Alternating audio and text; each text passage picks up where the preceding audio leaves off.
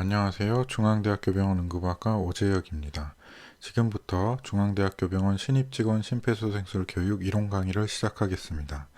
오늘 설명드리는 강의 내용은 2020년 발표된 한국 심폐소생술 지침을 따르고 있습니다.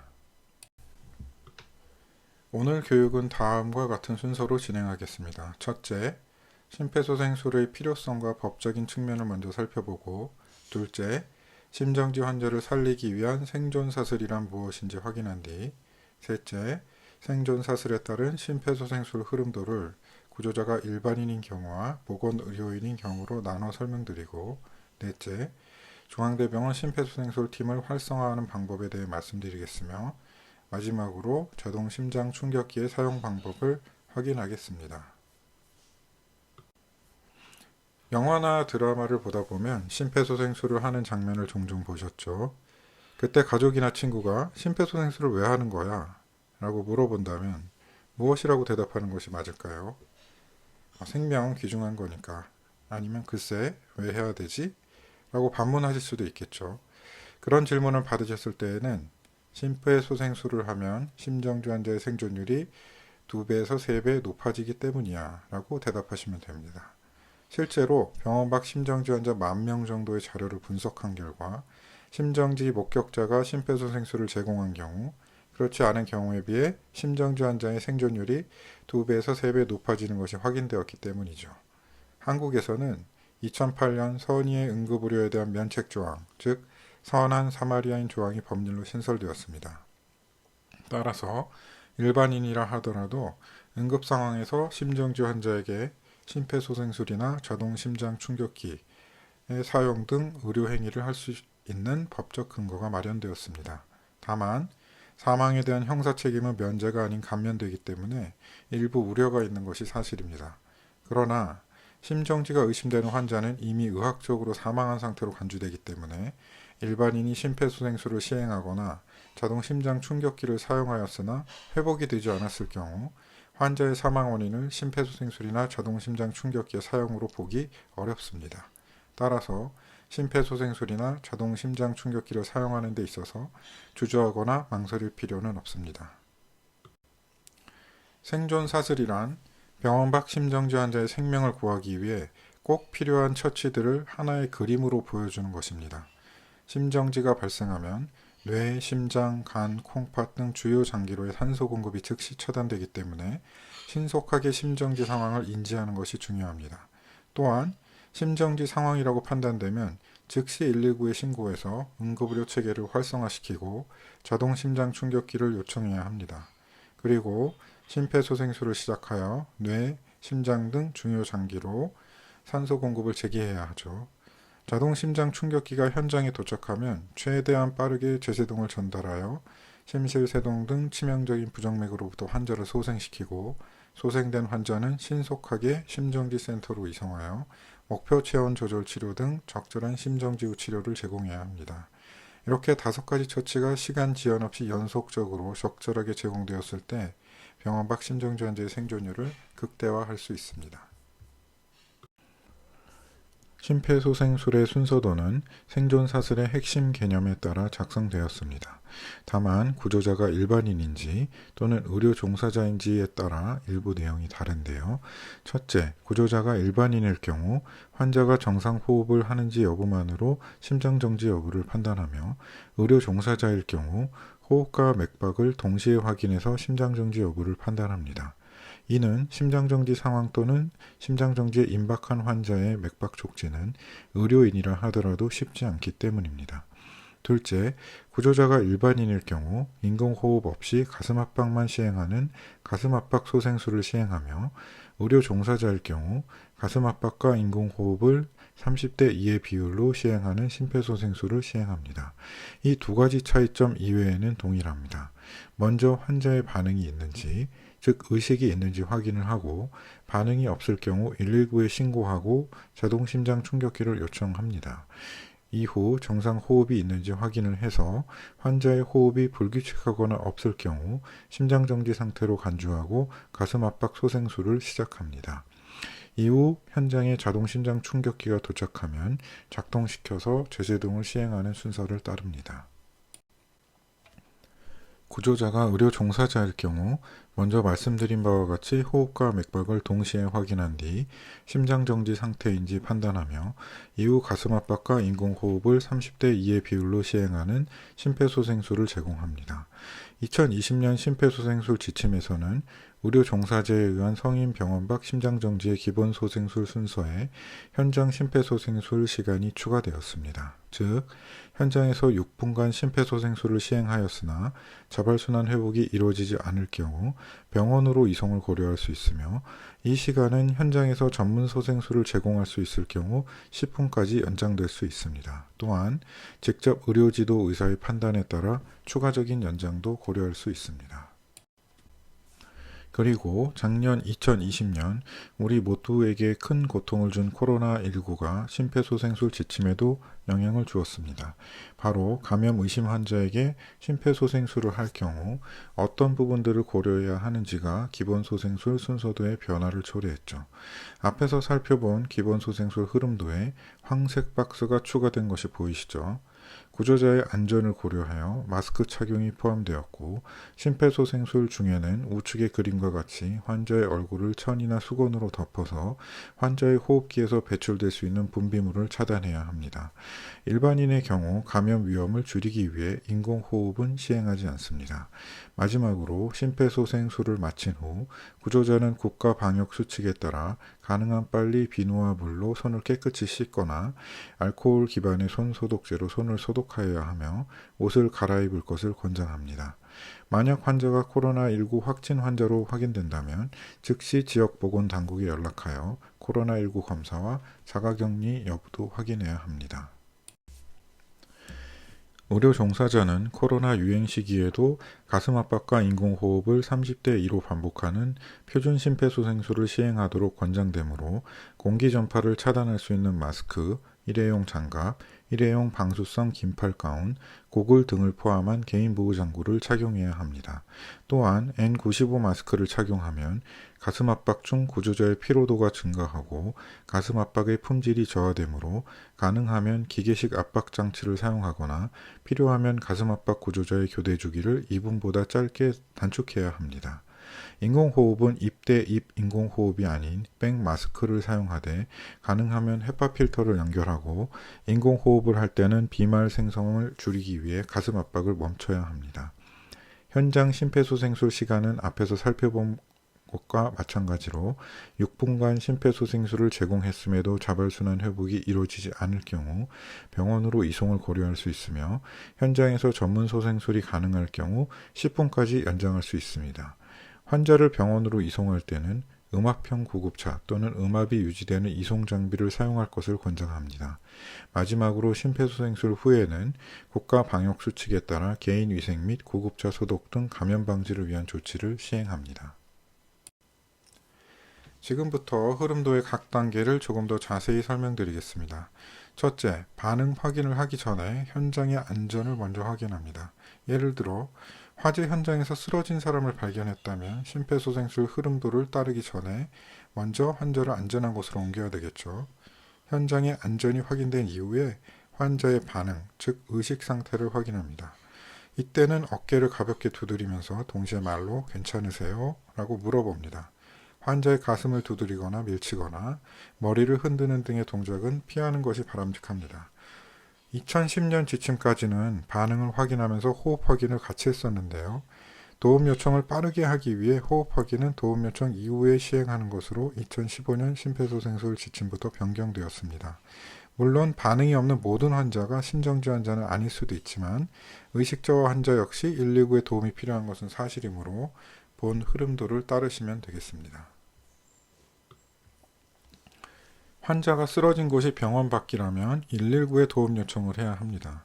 다만 119 신고를 요청할 때에는 반드시 도움을 요청할 사람을 손으로 지목하거나 인상착의를 말해서 요청을 받은 사람이 꼭 신고를 할 수 있도록 해야 합니다.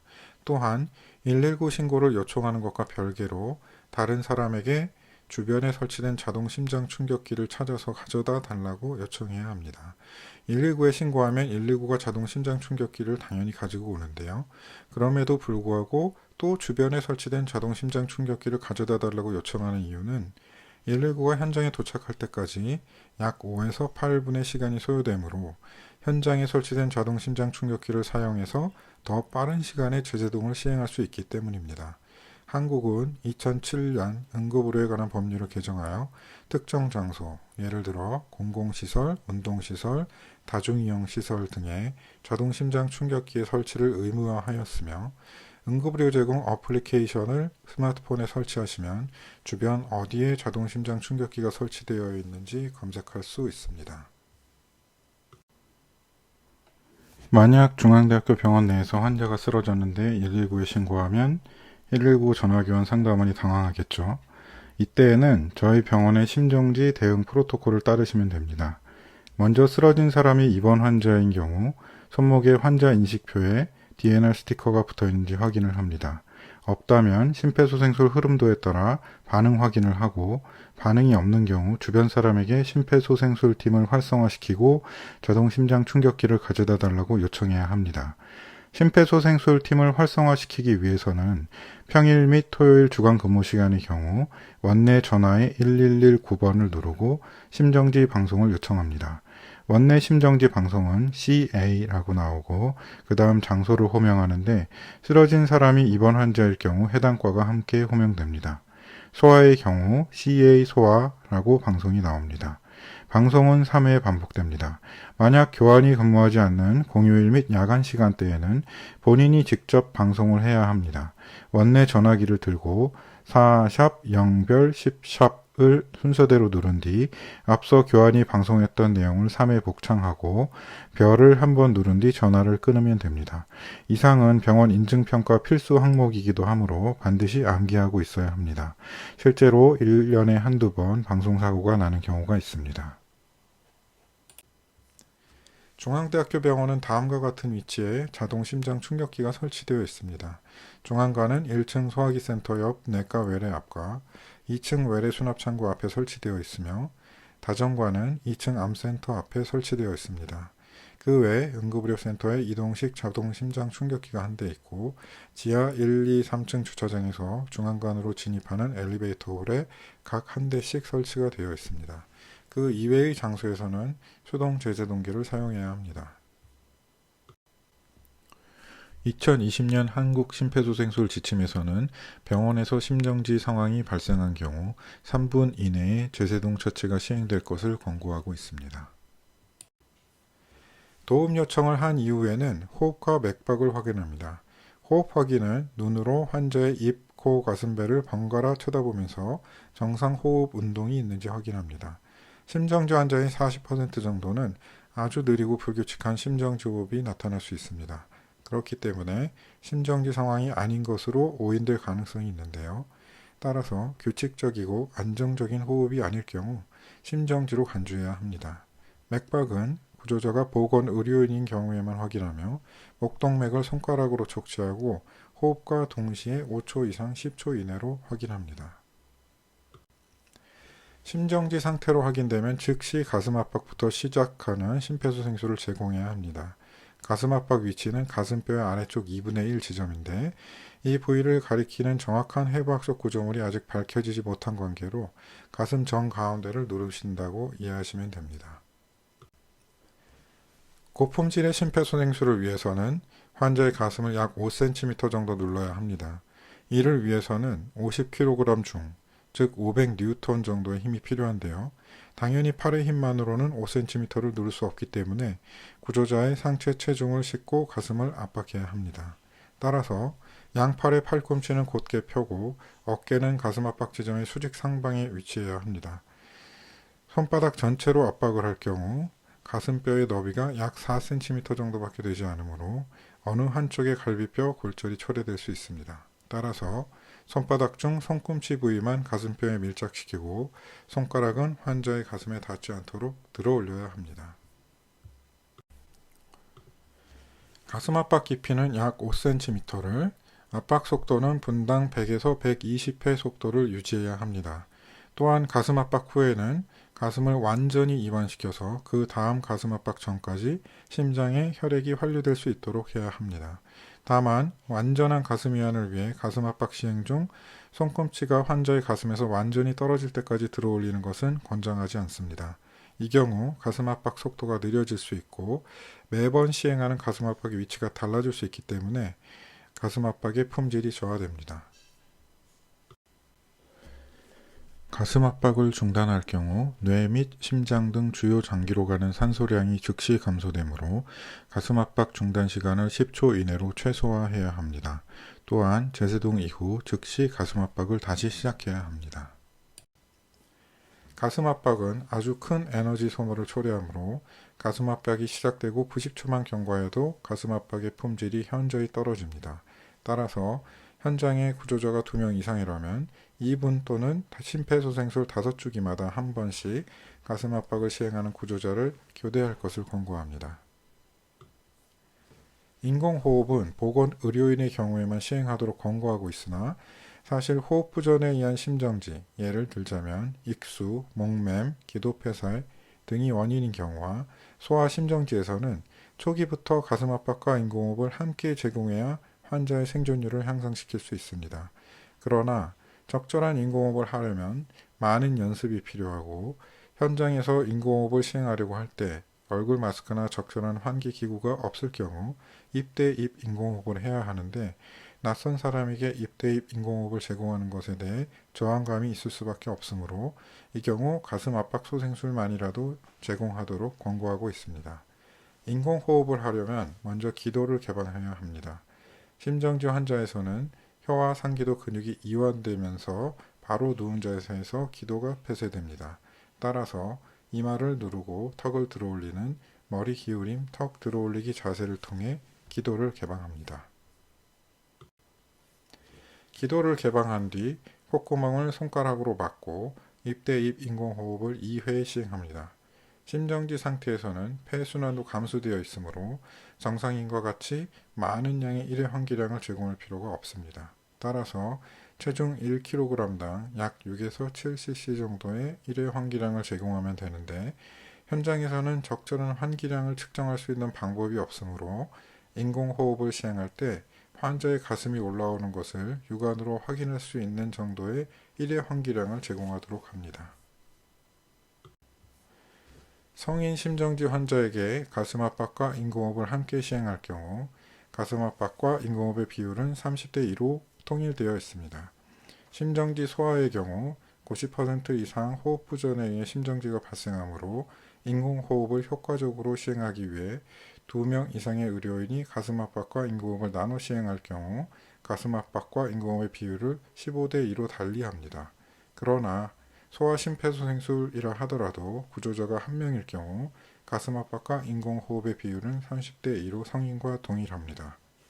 만약 환자에게 전문 기도기가 삽입된 경우 예를 들어 기관 내 삽관이 시행되었거나 기관 절개술 후 기관 절개관을 가지고 있는 경우에는 더 이상 인공호흡을 시행할 때마다 가슴 압박을 중단하지 않고 가슴 압박을 지속적으로 제공하며 인공호흡은 백마스크 환기기구를 사용해서 6초의 1회 속도로 제공합니다.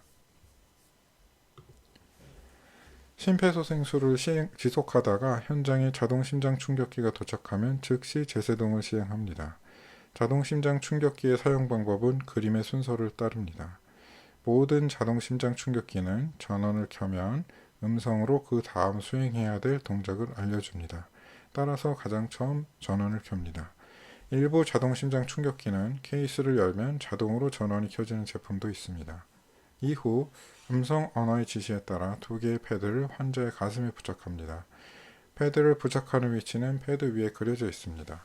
하나는 오른쪽 가슴에 가슴뼈와 빗장뼈 사이에 붙이고 다른 하나는 왼쪽 가슴의 심천부에 부착합니다. 이때 환자의 가슴에 물기가 있을 경우 닦아내야 하며 패드 부착 위치에 약물 패치가 있을 경우 제거하고 삽입형 심박조율기 또는 삽입형 제세동기가 피어에 있을 경우 8cm 정도 떨어진 곳에 패드를 붙여야 합니다. 패드를 붙이고 케이블을 본체에 연결하면 즉시 심장 리듬을 분석하기 시작합니다. 이때에는 환자에게 접촉하면 안됩니다.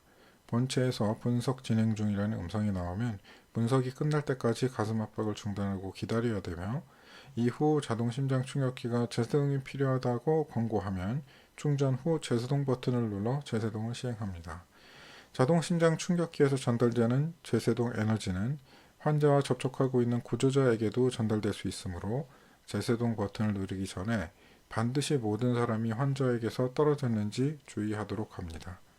뇌세동이 끝나면 즉시 가슴 압박부터 시작하는 심폐소생술을 재개합니다. 이후 자동 심장 충격기는 2분 단위로 분석을 지속하는데 분석 후 지시를 따르면 됩니다.